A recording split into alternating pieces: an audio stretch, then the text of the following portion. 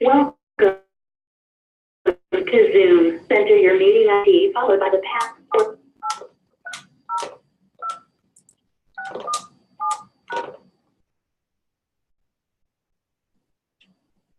Enter your participant.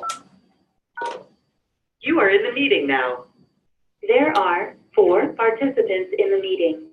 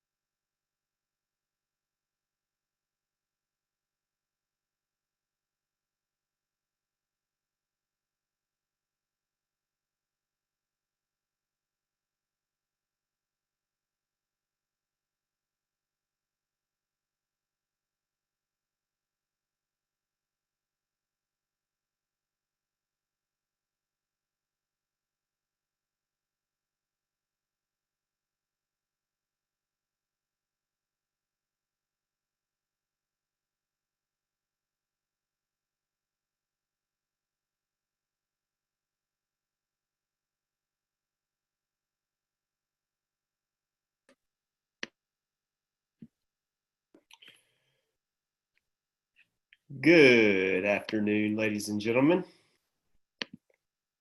Let's see here.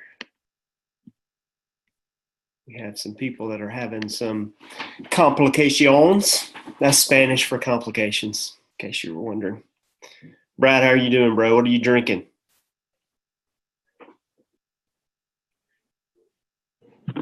Just water, man. Just water. Doing good. Thank you for asking. You muted yourself, but I still can't hear you.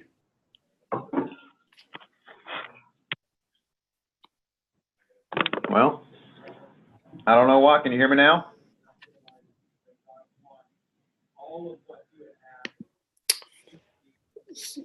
Huh.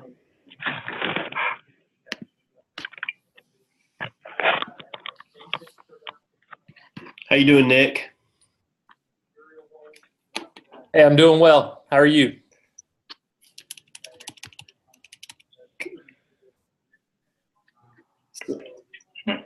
Okay. Can I hear everybody? Nick, can I hear you? I can hear Brad. I can hear you. Okay, now I can hear you. Brad, Okay. can I hear you? There's Brad. Am I here? Okay, good. There you are. You're there. Daniel, my friend Daniel Bridgman. What's up? In Prattville. He said he's going to be muting himself because he's in a car right now. Is that correct, Daniel? That's right. I got your text message. Perfect. Thanks. And then we got Andrew Cromwell. There he is. How's it going, my friend? Good. How are you? Doing good. And we'll wait for just a couple of more minutes, and then we'll dig into today. So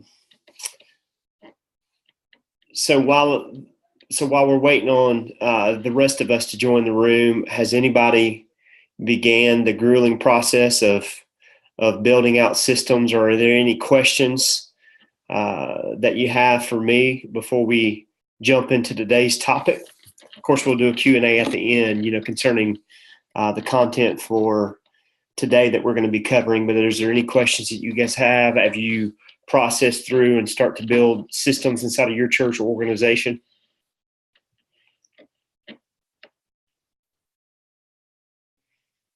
All right, that's awesome.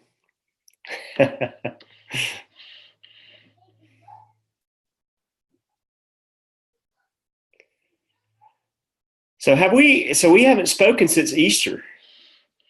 So why don't we do that? Why don't we go around for a bit and I think the last time that we spoke was right before Easter. So why don't you share with me how your Easters went? How about that? Since you guys won't ask me any questions,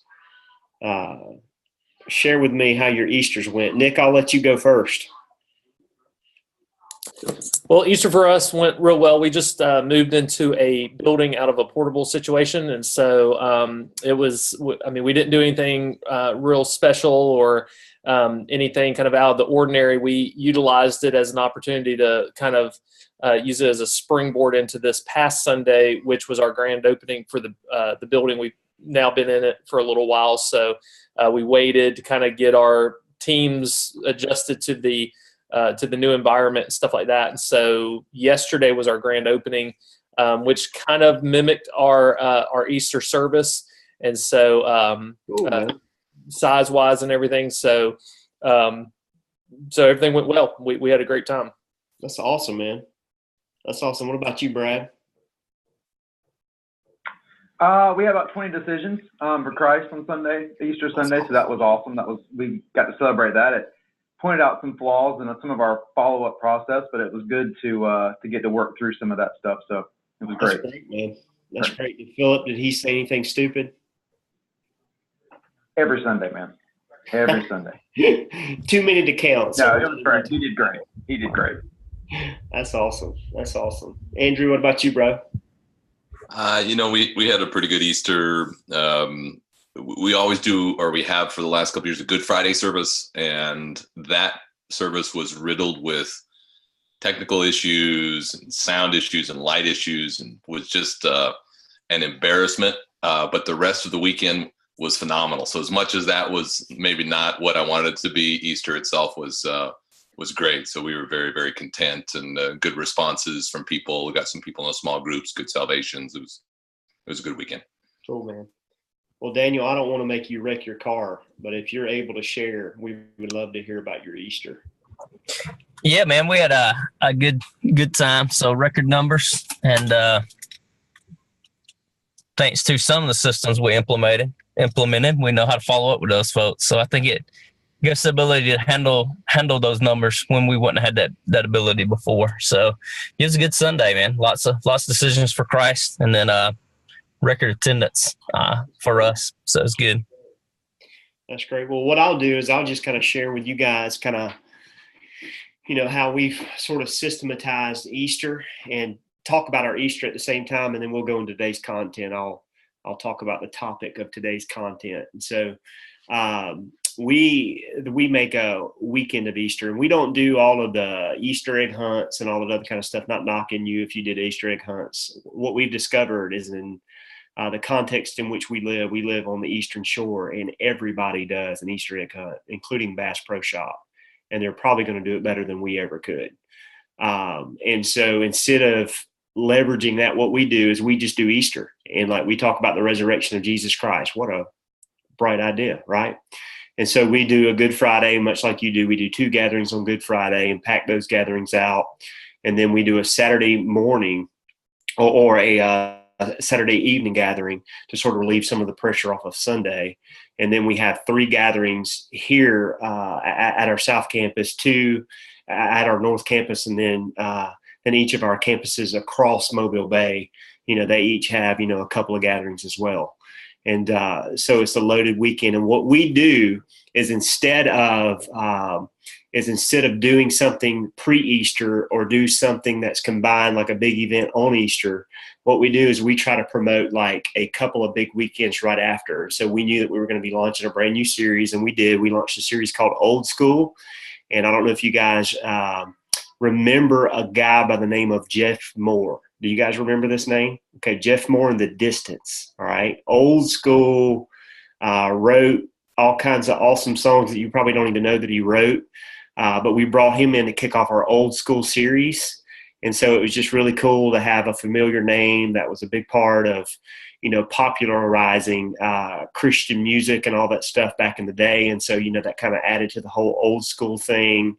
And then the second week, we brought in a guy by the name of Justin Flom, who's an illusionist, got a show in Vegas, just unbelievable. It was better than what I thought. And so that's kind of how we think of Easter. We don't think in terms of Easter weekend. We think in terms of kind of the couple of weeks after, because Easter's a big weekend at any church, but the 2 weekends that are growth engines in most churches is the weekend after Easter, and then it's the weekend after Easter, if that makes sense. Those 2 weekends after Easter are actually probably more important than Easter. It's probably more important than those Good Friday services that you weren't proud of, Andrew, because, it's when people are actually starting to come back.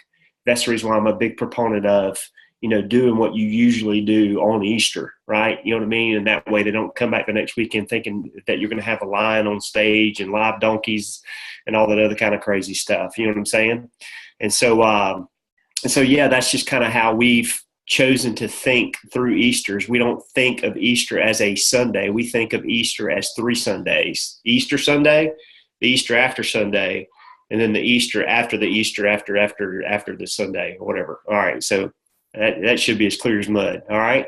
So what we're going to talk about today in our time in this thing that we have been calling the systems cohort. I've always wanted to call something a cohort. Now I've finally been able to do that and got to lead one. So I can put that on my resume one day that I led a systems cohort. So what we're going to talk through is we're going to talk about the key ingredients in an effective system. All right, the key ingredients in an effective system. And so I've got 4 ingredients that I'm going to talk through today. And hopefully this is going to be beneficial and helpful to you. And I believe that it will be, especially if you take anything that I say and put it in to action, because normally things are not that good until you actually start doing them, right? I heard somebody say one time that, all of the exercise programs that are out there, P90X, anybody had one of those P90X bugs at one point in time in your life? Anybody done P90X? Probably so. Beach Insanity, Beast Body, like all those other kinds of things that are out there, in the stratosphere as far as workouts are concerned, that all of them work. The problem is that you have to do them. Right. The problem is that you have to do them. So what I'm going to talk about today, I believe that it works, because I can point to things inside of my own personal life and in my own personal ministry and in other ministries where they are working. The issue is to moving it from the pages to the pavement. All right. And so I'm not going to talk about, anything that you probably haven't heard before. Hopefully I put it in simpler terms where you can learn how to digest it and then put it into play.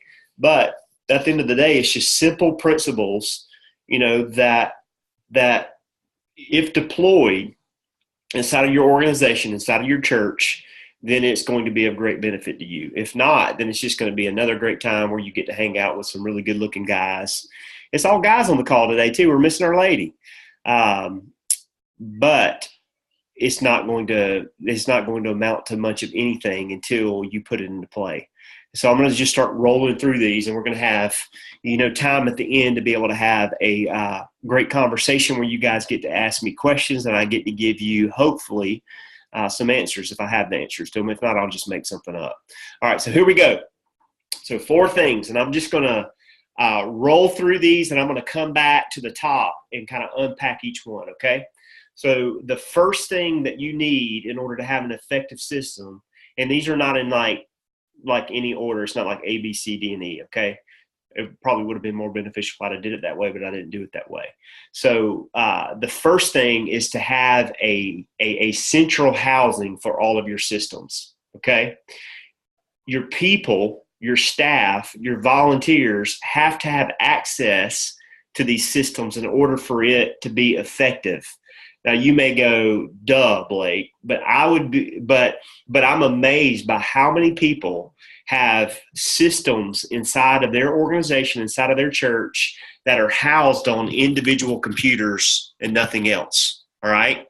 And so you have to call so-and-so, whoever so-and-so is that's over so-and-so area, and ask them, hey, could you send me how you did that thing when you did it? And they have to send you in an email a document, and you get this document inside of this email and you click open and you look at it and you figure out how to get it done or whatever. And then you have to ask a bunch of questions because there's a lot of gaps that are missing inside of it. And that's another thing that we'll get to in just a moment. But then you, in that email, and you never take the time to move that into a central location where the entire team can benefit from it. Now, you saw me last week go to a tool that we use on a regular basis called Google Drive. All right. So one of the first things that I did when I came to Three Circle Church, we were still on GoDaddy.com. Now, this is when we were a church of 3,000. We were still on GoDaddy.com email addresses. All right. So if you're familiar with GoDaddy.com email addresses, your inbox would get full on a regular basis, and you literally couldn't send email to certain people on your team because their inbox would be full. And so then you would have to call them or text them and say, hey, could you do me a favor and go to the GoDaddy.com, deal and type in your username and password and delete some of your emails because I can't email you right now. So it was a bad situation. So I introduced them to a little thing called Google. And so for nonprofits, this is the beautiful thing you should be paying attention to if you're not already on Google Drive. For nonprofits, they give this service to you for free. Now, you have to fill out a bunch of your information and jump through some of the loopholes. But when you're on the other side of it, you have free corporate Gmail accounts, which means that you don't have to have blakestanley@gmail.com. I own that one. That's my personal one that I give to the telemarketers and all that other kind of stuff. And it's always got crazy emails in there that I never hardly open. Or if I do, I just open them and delete them or archive them. But you can actually have your church name. Like, for instance, Blake@threecirclechurch.com.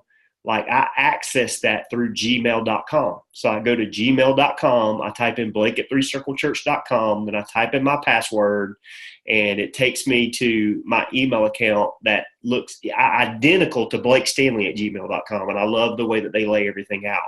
All right. And so if you don't have access to that, like please do that. Get on it. It is amazing. It's unbelievable to have, a bunch of data where people can send you emails and videos and all that other kind of stuff. And it's probably never going to get full, unless you're an IT guy and you can buy more space. But it's completely free for nonprofits. So why wouldn't you do it, right? I tell people all the time that have nonprofits, make sure that you get on gmail.com. Now, here's where it gets to the point that I just made, is that you have to have a central housing component to your systems in order for them to be effective, is that you've got to locate them in the same spot that everybody can have access to. That's what Google Drive affords you the opportunity to do. And so what we did when I first came on staff, and I told you guys this last time that we came together, is that I created a folder called the Three Circle Way. And inside of that folder, it houses all of our systems, all right, that everybody has access to. And here's the beautiful thing about it. You get to decide what kind of access you want to give them. And so you can give them commenting, you can give them view only, or you can give them editing privileges. Right now, most of the people on our team, because we're still kind of sharpening that sword and getting our systems in place, most of the people on our team have editing privileges, all right? And so the other thing that we did inside of this, and this is just a little bonus, before we go to the second thing, is that we actually inside of that is that we were able to create these folders and share them with everybody on our team, so everybody has access to everything at all times. All right. And so that central housing component is very, very, very important if you're going to have an effective system, because if you just have a folder that's on your desktop and you're the person that's in charge of systems, then they're constantly going to have to come back to you, and they're constantly going to have to be, asking you for information that they need access to in a centrally located place that they can have access to at all times. Now, here's why that's important, because it's going to make you more efficient. And time is money, right? Time is money. And time is stewardship, by the way. Like most people, they connect stewardship to dollar signs, like nickels and dimes. But stewardship is bigger than that. Stewardship is actually, I would say that time is actually something that needs to be stewarded better than any other resource that you have at your disposal. Time is something that needs to be stewarded very, very well by you. And so if I am constantly sending emails back and forth about how to do this and how to do that, how to complete this and how to knock this task out and how to make sure that we're following up with this person correctly. If I'm constantly sending back emails, like that adds up. Like I constantly tell people all the time is that, you know, the person that walks by your door and, hey, can I have 5 minutes of your time? Like what they don't realize is that there's 50 people that are asking for 5 minutes of my time. And so if 50 people are asking for 5 minutes of my time, 50 times 5 is 250 minutes that could be carved out of my day in any given way. And so you're always going to have that 5-minute person that's going to need 5 minutes of your time. But you can cut down on a lot of that by putting all of your systems on paper and putting it in a centrally located space where everybody has access to. And that way, when they pop by, you can point them towards this folder. And eventually they'll get the picture. Hey, I don't have to pop by because I already have access to the thing that I'm going to be asking Blake about. Does that make sense? Is that helpful to anybody? So there you go. So, and I told you that I was going to roll through those and I ended up camping out on 1. So let me roll through 2, 3, and 4, and then I'll come back to 2. All right. So the second thing is clear and concise steps. Clear and concise steps. So central house, 1, and I unpacked that pretty well. The second thing is clear and concise steps. Clear and concise steps. The third thing is clear outcomes. Is clear outcomes. Like this system is going to produce X, Y, or Z, clear outcomes. And then the fourth thing is it directs without you having to do it. So it directs without you having to do it. All right, now let's go back to number 2. So because I lied to you and I already unpacked number 1 before rolling to the other 4. So let's go back to number 2, clear and concise steps. Here's a trap that a lot of people fall into that think they're good at systems, but they're not really good at systems because they end up having, if your team is having to ask follow-up questions, your system is not clear enough.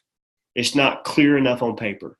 If your team is having to go, hey, can I have 5 minutes of your time? Can you explain to me what you mean when you say this? Like, can you explain to me what this means and what that means and where do I get that piece of information and where's the link at that I'm supposed to click on that's going to send me to this destination, you know, all of that good stuff. If they're asking you those questions, you're not as good at systems as you think you are. All right. Now, chances are there's some of you that are on the call right now that don't have any of that stuff in place. So obviously you need to get all that stuff in place. But after you get all that stuff in place and you have people that are coming back to you asking you to explain what you meant by step 1, step 2, step 3, step 4, you have a bad system. All right. So clear, concise steps to where anybody could pick it up and read it and know exactly what the expectations are, which is a benefit of systems, is it brings clarity. Elsewise, you're going to have people live inside of a fog. And so the one thing that I don't ever want to be accused of, and I'm accused of it sometimes, but not often, is being clear. Like people know what we expect because we wrap an enormous amount of clarity around our systems, and they know what the expectations are because we have outlined those in really clear, concise steps. Here's step 1, here's step 2, here's step 3. Do you know who does a good job at this? And it's Terrible Food. And you're usually going to get terrible customer service. But the systems are very clear to where they could plug a 15, 16-year-old kid like into the system. And it's so clear that a monkey could do it. All right. It's McDonald's. Like McDonald's, man, it is ultra clear on exactly what their expectations are because, you know, someone that's working the drive-through, they've gone through a training, and inside of that training, clear, concise steps are written down, and it's 1, 2, 3, 4, and 5. Now, some better food for you, better customer service would be Chick-fil-A. Like Chick-fil-A has really clear, concise steps of exactly what their expectations are for every single role inside of their organization. So if you're someone who's elderly and you're just out there in the dining room and you're a part of that dining room experience, there's clear, concise steps that they have written down and they have read and they're beginning to follow because the thing is that an individual who's good Like that's not going to scale. But system, clear, concise steps, like that has the ability to scale. It has the ability to scale. I tell people this story all the time, and maybe I've told it to you, but I don't think so, is that Cracker Barrel. The one thing that I noticed about Cracker Barrel, and I'm a big fan of Cracker Barrel. I don't know if you're a big fan of Cracker Barrel, but I used to love Mama's pancakes, but I had to get off of Mama's pancakes because it was causing me to gain a tremendous amount of weight. But I still go to Cracker Barrel. I'll get their all-meat breakfast turkey sausage, all right, and turkey bacon with eggs and cheese in it, all right? And I promise I'm going somewhere with this. So I will go to Cracker Barrel, and the one thing that I notice, like when I go there, especially if I go there for lunch, is that they're going to bring me 2 lunch menus, 1 breakfast menu if I go there for lunch. And it doesn't matter what Cracker Barrel. I travel a lot. I've been in Cracker Barrels all over the United States of America. And it doesn't matter what Cracker Barrel you go in. If you go there for lunch, 2 lunch menus, 1 breakfast menu.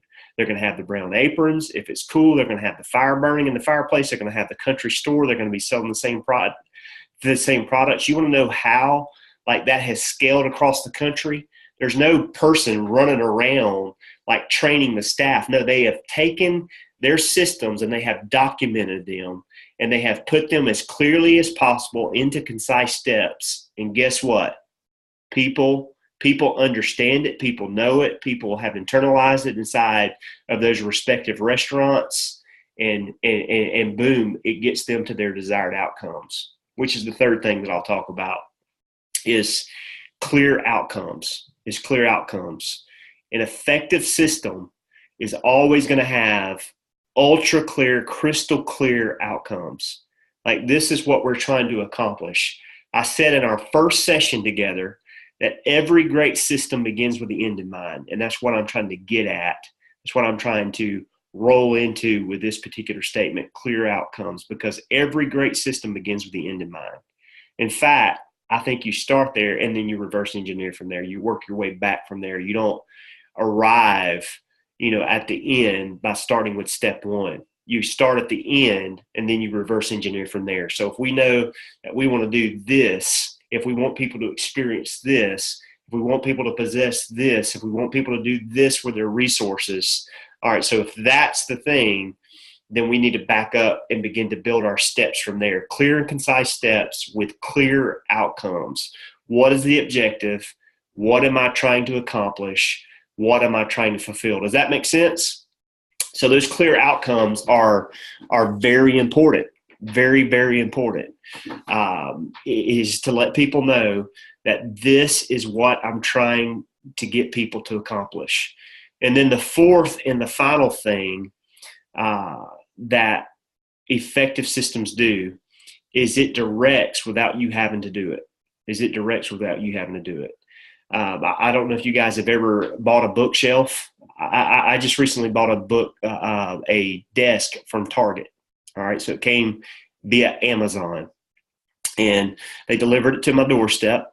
And which that's a whole other thing. We could talk for days about how effective Amazon is with their systems and all that other kind of stuff, but that's for another day. But I get it, take out the instruction manual and I read it and I follow it step by step and I put it together and it looks just like the picture. The thing is that, man, if you're ever going to grow beyond the campus that you're at right now, like if you're ever going to grow beyond the size that you are right now, if you're ever going to grow beyond the team that you have right now, like you have got to get really, really, really, really good at putting everything down on paper with clear outcomes, with clear, concise steps inside of a central house where people can locate it very easily and very effectively. And it's going to speak for you when you're not in the room. And that's what an effective system does, is it speaks for you when you're not in the room, right? And so if people are wondering, how does Blake want me to do this? And I put it in a central house. I put it in clear, simple, concise steps with the outcome that I'm trying to achieve. And then boom, guess what happens? is that it speaks for me without me having to ever say a word.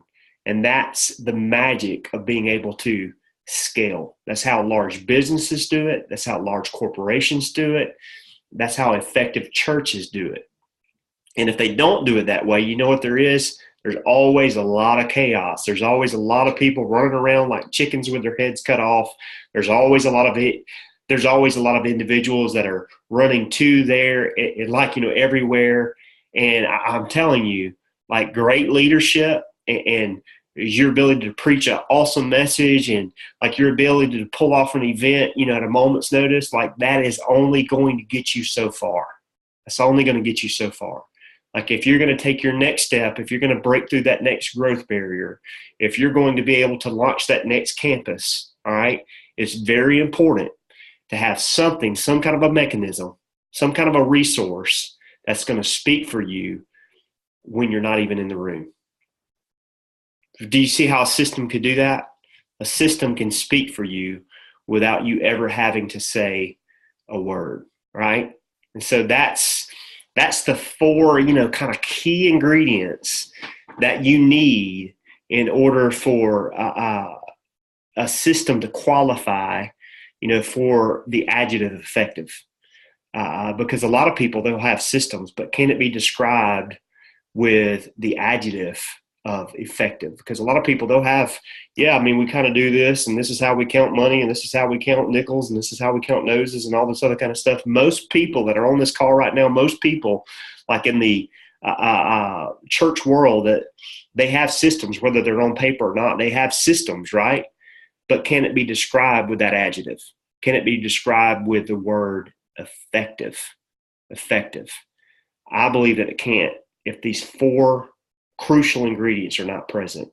Central house, I'm just repeating myself, clear, concise steps, clear outcomes, directs without you having to do it. And the thing that I said a while ago that I like it better, I probably should have put that down as the main point, is it speaks for you when you are not in the room. Like that, those four ingredients, man, if you can install those into the fabric of your systems, then I believe that you're going to be able to describe your systems as being effective inside of your church. That makes sense? All right. So I'm going to open it up for questions and answers. I know that there'll probably be some, how do you do this and how do you do that? And I'd be more than willing to answer any question. If it's not even related to the content, I'm okay with you asking the question. Okay. So I'm going to open up the floor now. So everybody, if you want to talk with me, you got to unmute your mic. Let me remind that, because sometimes I forget that when I'm muted on a cohort of my own. And so make sure that you unmute your mic, and I'll answer any questions that you have at this point.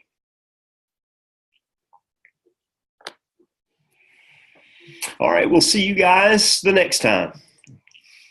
Hey, I've got a quick question on the clear and concise steps, where you said if someone's asking for feedback, I mean, at what point do you kind of draw a line and say, okay, this isn't clear? Is it after multiple people are asking questions? Because there's always those people that either ask, just the most random questions, or sometimes even unrelated questions.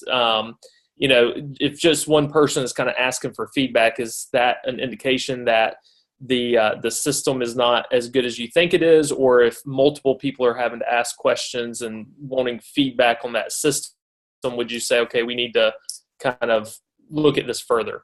Yeah, I think your people better than I do, but you always have the the common denominator, right?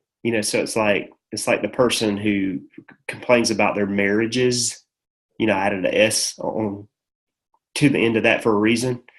Is like my first wife and my second wife. I actually have a childhood friend who is a dear friend, but bless her heart, she just hasn't had any luck with men. And so she was talking with her mom the other day, and she was like, I just don't know what is wrong with the men that I'm finding. And I'm thinking to myself, now you got one husband, I could see where that could be on him.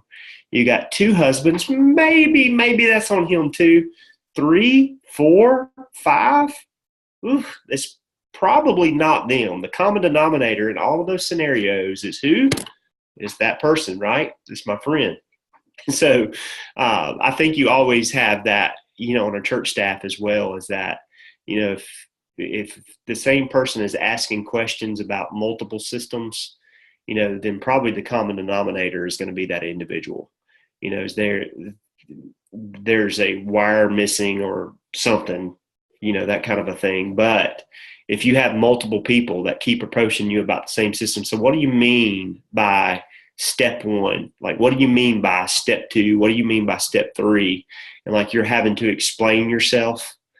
I think it's time for you to, to delve in and like look at it and like evaluate it and like, pull it apart and put it back together again. Or sometimes it's just adding a sentence.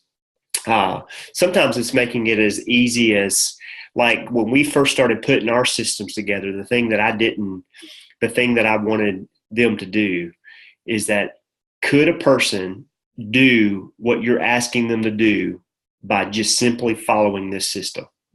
Could a person do what you're asking them to do by just simply reading the words that you're putting down on paper?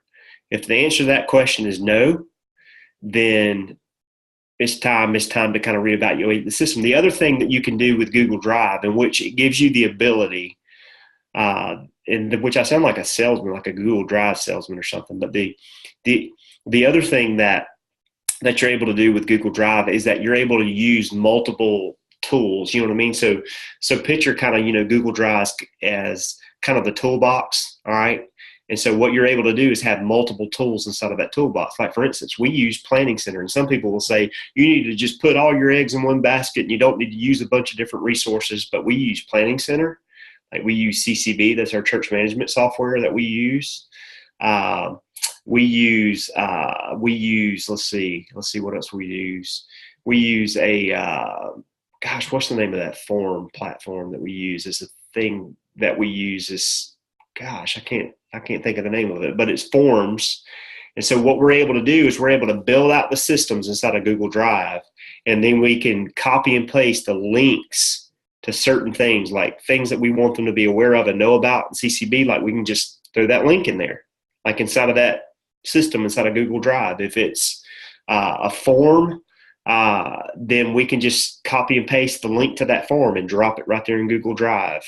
If it's a link to a vacation request inside of Planning Center or whatever, we can just plop that right inside of a system right there inside of Google Drive. And so it gives you the ability to be able to click those links, and it will get them to their final destination. And you're able to leverage several tools, because there's some things that CCB is effective at, that Planning Center is not. There's some things that Planning Center is effective at. And so, it's really opened my eyes. I used to be an advocate of only putting your eggs in one basket. But now that, you have the kind of a central house, and like, you're able to plop links in there, I'm a big fan of using multiple tools. You wouldn't just have a hammer to fix something that a screwdriver needs to fix. You know what I mean? Have you ever tried to use a tool? Like, if you're trying to use a tool, like, for instance, I'm like notorious for trying to take a butter knife out of the drawer, which makes your wife very angry. Don't do that. And like using it as a screwdriver, you know what I'm saying? When a screwdriver is the thing that needs to be most effective. And so I'm a big fan of that. And that just goes back to what you were saying a little while ago. It may have appeared like I was going down a little rabbit trail there, but I was actually headed somewhere with what you brought up, Nick. And that is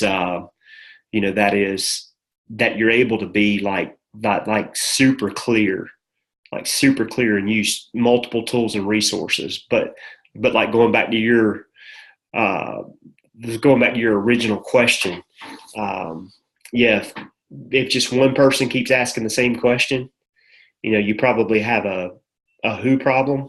The system's not the problem. It's probably the who that's the problem. And so, but like, pay attention to them too. You know what I mean? Because there are times when I have thought that it was a who problem. But as I investigated it and looked into it, I realized that, there's some minor tweaks that I could have made to make it more clear. So I hope that answered your question. Any other questions? Hey, Blake, how have you, I heard you kind of allude to it a second ago. How have you used your teams and your other staff at the church? Are they building out their own systems, or are they giving you the information and you are processing those out and getting those on paper? How does that work from a staff perspective as far as, the kids area or the students putting together the systems in their areas? Obviously, they know those better than you do. How does that work for you guys? Yeah. So what I did when I first originally came on staff at Three Circle Church, and I think I shared some of this a little while ago, last week as well, the last time that we got together as well. But what I did, like when I first came on staff, one of the things that, I wanted to do was just streamline, make our systems a lot better, and just really create clear expectations. And so systems are able to do that. So what I did is I assembled a systems revamp and creation team is what I call it. That's a long name for a team of people, but I assembled a systems revamp and creation team. And so we all came together, inside of this space, and it's, I got to handpick people, because not everybody on your team's good with systems, and you don't want them in the room. Trust me. If they're not good with systems, if they can't understand the words that are coming out of your mouth, then they don't need to be in the room. All right. So here's the cool thing is that you get to handpick people out of your organization. And I wouldn't even think org chart, when you're doing this, well, I need to have so-and-so here because they're over this ministry area or whatever. I didn't do it that way. So what I did is I was able to handpick people that I thought were really good with systems and invite them to be a part of this team. And we met every other week. And so what I did is I sat down with them, and we created the Three Circle Way folder, which was the folder that housed all the other subfolders of our systems. And so, I just went through and said, okay, what other subfolders do we need to have? Well, we need to have a guest services folder. Yeah, you're right. All right, cool. We need to have a worship arts folder. All right, sweet. We need to have a CCB folder. It's our church management software. We need to have a CCB folder. So I went through all of the subfolders that we needed to have, and then we went through those subfolders and what do these subfolders need to have inside of them. So there's a lot of layers to it, obviously, and it's not as complicated as it sounds, because when people click on the Three Circle Way folder, then they have all these other subfolders. I tell people they're 2 clicks away from getting the answers that they need. All right. And so they click on a folder, click on a subfolder, and then they're able to find all of the content that they need inside of there. And so what I did after we kind of laid out all of the subfolders inside of that main folder of the Three Circle Way, laid out all the subfolders that we just divided and conquered. Okay. And so, all right. So here's what I'm going to do. I'm going to do the multi-site folder. All right. I'm going to do the worship arts folder. I'm going to do this folder. And so that person kind of had clear marching orders from me to go to that major ministry stream and begin to work with that major ministry stream to get all of their systems dumped into those, dumped into those folders. And so what I did in the all staff meeting, I was like, hey, I created this systems revamp team. So-and-so is going to be over this. So-and-so is spearheading this. And so when they come to you and ask you questions, make sure that you get back with them in a prompt manner. And I set a deadline. I set a deadline with them. I was like, by this date, I want you to get everything that you have on paper. I want you to get it uploaded into this folder. All right.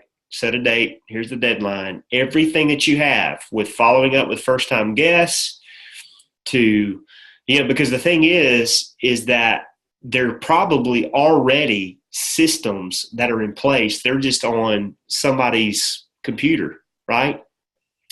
They probably already have some things in place. They probably have more things in place than they even realize.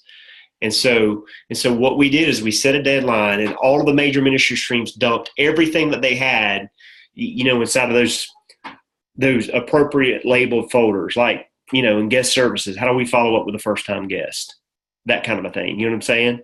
And so if somebody had content on that, boom, it just got dumped into that subfolder.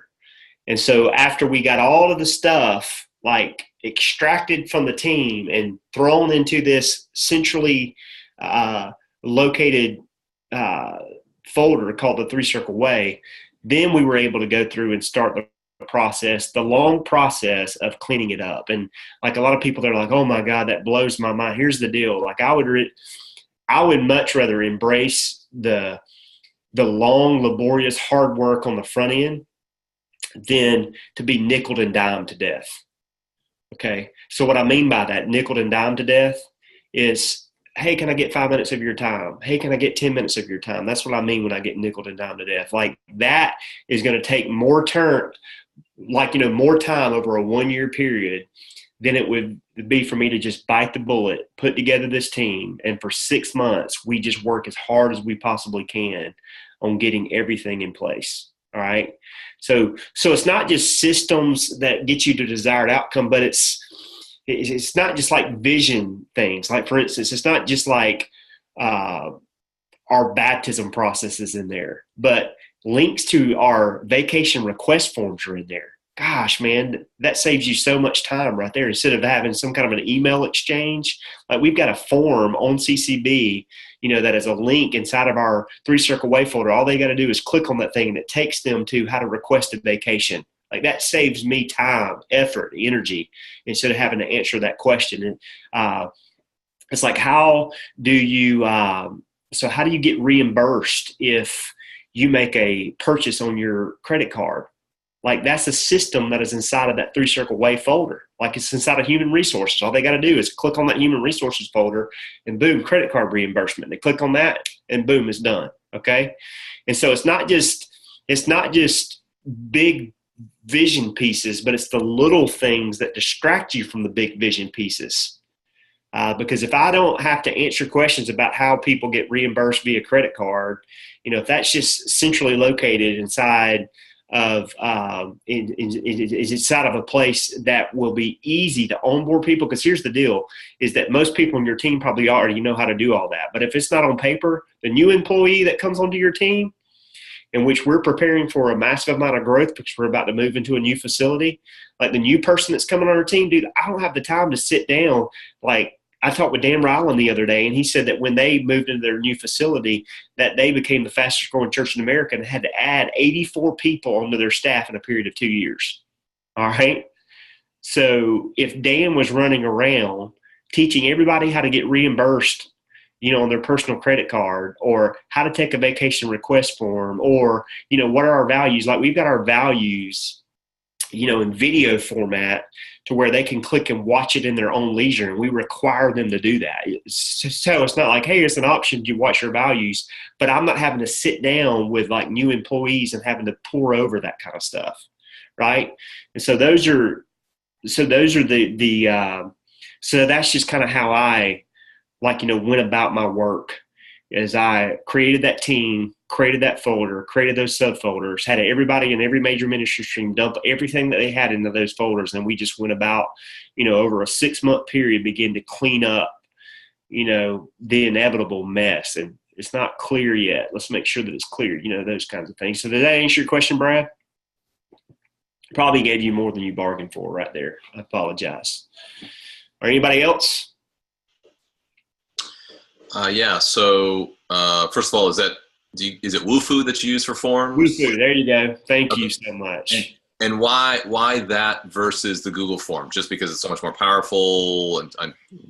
You can do a little bit more with the Wufoo forms. You can use the Google forms, but they were already using Wufoo forms when I came on staff. That's actually the easiest answer to give you, because they were already using Wufoo forms. So instead of changing the form, it was just easier to just, copy and paste links and put it into the drive there. And it just made it a lot easier on me to do it that way. So, but if I was starting out from scratch, I probably would just use, Google Forms. If I was just starting out, and like if you don't have any forms whatsoever, like, I probably would use Google Forms, because they're probably, about the same from a quality perspective. My real question is just the question about picking which systems to create, because I can imagine someone starts to think about, I need to systematize a document that describes how to do a closing of a service. So I'm going to describe how we're going to do announcements. I'm going to describe, everything that you've already listed, in addition to 10 million other things. I want to get this all down so that, future generations can learn from our system. Yeah, exactly. What is your evaluative tool? Is it based on we sort of solve problems as they come along? How do you make that decision on where to spend your time systematizing? I think you've got big buckets and you got small buckets. You know what I mean? And so, really, my priorities are different from your priorities. And so, what I would also do, and what I also did with the systems revamp and creation team, is that we set priorities. All right. So and like we really ask this question: what do the other campuses need to know? Like they absolutely have to know in order to operate. And so, how to do a dismissal, like, is that paramount? It may be mission critical, to effectively, transferring DNA over to another campus. That may be mission critical. And so I think that's the question that you have to ask, is that you have to ask, is it absolutely paramount mission critical to the success of another campus? Because really, systems are good when it comes to like having a one location, a central location, just one location. But it becomes even more like just absolute gold. Like when you go to plant another campus, like, trust me, Daniel was one of my campus pastors when I first came on staff. And, like Daniel was there, at a location, and they were operating systemless, like eventually. And so just to let you know, one of the reasons, it's not the only reason, there's several reasons, but one of the reasons why we ended up closing the campus that Daniel transitioned away from, I attribute to it just wasn't clear. There just weren't clear systems in place, and it ended it ended poorly with that campus because there's several other reasons, but I think one of the main contributing factors, was that instead of systematizing like that campus launch, it was just, all right, let's just throw some people over there and, see what we can do. You know what I mean? And in no way am I trying to like bash previous leadership or anything like that, because it was my lead pastor that made that decision. An opportunity came along and they felt like it was a good opportunity. And there were several great things that happened as a result of us planting that campus. But I think to its demise was, it was systemless. And so if multi-site is in your future, and not every church is called to be multi-site, but if multi-site, there's like some churches that are called to plant churches, and like, that's great, plant churches, but not every church is called to be multi-site. But if that's in your future, like what I'm talking about is even more vital. It's vital now. It's vital now at one location, but it's even more vital. I'm telling you, you can get all kinds of jacked up and sideways, and you can create something that doesn't even look like you want it to look, if you don't have really good systems in place, because systems are going to carry the DNA over from the original campus to the campus that you're about to launch. So hopefully that answers your question. I try to give you guys more than what you bargained for every time you ask me a question. So hopefully that answered your question and then some. All right. Anything else? Hey, so when other people are speaking into a system, when are there guidelines you use to take their advice and make the changes or adaptations, as opposed to times that you just kind of stand your ground and say, no, this is how we're doing it? Well, I think it's important to give people a voice at the table. Like right now, so we kind of restructured our church when I came on board. We basically added 3 levels to our organization. So we have the ELT, we have the MLT, and we have the ALT. ELT is executive leadership team. The MLT is the ministry leadership team. And then lastly, you have the ALT, which is the administrative leadership team. So those are basically the 3 levels of our organization. And so all of the major ministry stream leaders, and that would be like equivalent to, to department heads. I've heard people call them all different kinds of things, but all of the major ministry stream leaders at the original campus, they are in that MLT. campus pastors also live at that level. All right. So I told you guys last week that I have an MLT meeting. I actually have one coming up this Thursday, where all of those who lead a major ministry stream, family ministry is represented there, worship arts is represented there, small groups, discipleship, spiritual formation is represented there. Like, they're going to be in that meeting, and so is every campus pastor. All right. So instead of me coming in and like dropping, hey, this is what we're going to do, I could do that. I could just kind of work on it, in my ivory tower and then come down, but it's just never done well when I do it that way. Come down from the holy mountain of God. It only worked for Moses, and he had to break the tablets, the first time. But it always works out better when I do it in the framework or in the context of a team. And so what we're doing right now is we're actually pouring through our iPod manual, which is not only going to benefit existing campuses, it's going to benefit future campuses. That we're pouring through our iPod manual, which is just a system that we use in order to transfer our DNA and to make expectations abundantly clear. It's a system is what it is, located inside of our multi-site folder. But I'm not just coming in and going, hey, this is what we're going to do. Like, they're speaking into that. Not every idea makes the cut. And here's the deal. Here's what I've discovered as a leader. Not every idea has to make the cut. Like, there's going to be bad ideas. There's going to be good ideas. I have to be the decision maker at the end of the day. People are not looking for every idea that they have to be implemented immediately. Like, all they want is a voice at the table. They want a voice at the table. So if their voice was heard and I say, that's awesome, that's incredible. In fact, like, this is going to change the dynamic of what we're doing, which happened in our last meeting. Incredible idea. All right. Kind of thrown out there. Unbelievable idea. Like, it has completely shifted some of my paradigm. But there are going to be those moments when, like, an idea is going to come out, and it may be a good idea. It may not fit from a cultural perspective, or it may be a bad idea. It may be just a terrible idea, and the person was sleeping. They didn't get a lot of sleep that night or something. And they just came in and laid a bad egg. Like, it doesn't matter if I implement that idea or not. The fact that I've given them a voice at the table, is reason enough for them to go, well, I was able to speak into it. So there has to be somebody inside of the room, Daniel, that's a decision maker. Normally, that's going to be you, that's going to be me, that's going to be the people that are on this call. Like, somebody's going to have to make the tough call and go, nope, not going to do it that way, and here's why. Or, yes, we are going to do it that way, and that's awesome. Let's tweak and modify and have another conversation. But don't fall into the trap of changing everybody every time somebody has a good idea. I think there's two concepts that apply. One, the first concept is, if it ain't broke, don't fix it. You've heard that before, right?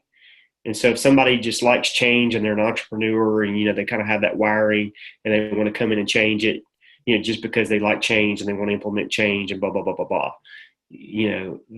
My remarks to them, if it ain't broke, don't fix it. But then my remarks to those who are kind of in that camp of, if it ain't broke, don't fix it, is it can always get better. So here's my second concept. If it ain't broke, let's tweak it.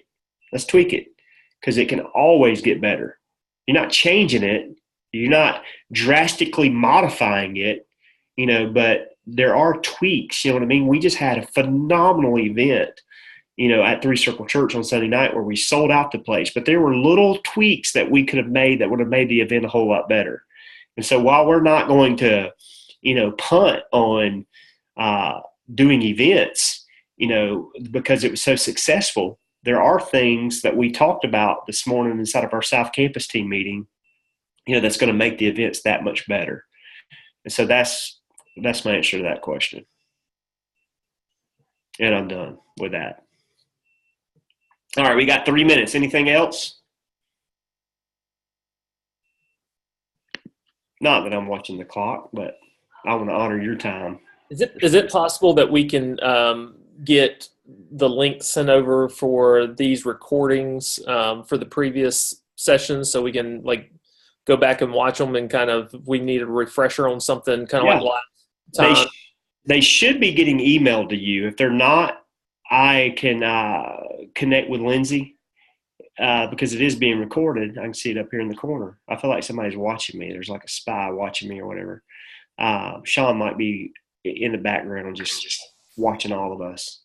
But I can shoot Lindsay an email to make sure that you're getting those links. So is anybody else not getting the links? I'm getting the links, but one of the things I was curious about was it seems like they time out after, I don't know if it's after 60 days but if I've tried to go back to some of the earlier ones and they were no longer available. Okay. So I downloaded the last one because I didn't want to lose it because I did think it was good. But if there is any way to get the previous ones, that would be awesome too. I will ask Lindsay that as soon as we get off the call. As soon as we get off the call, I'll shoot her an email. All right. Anybody else?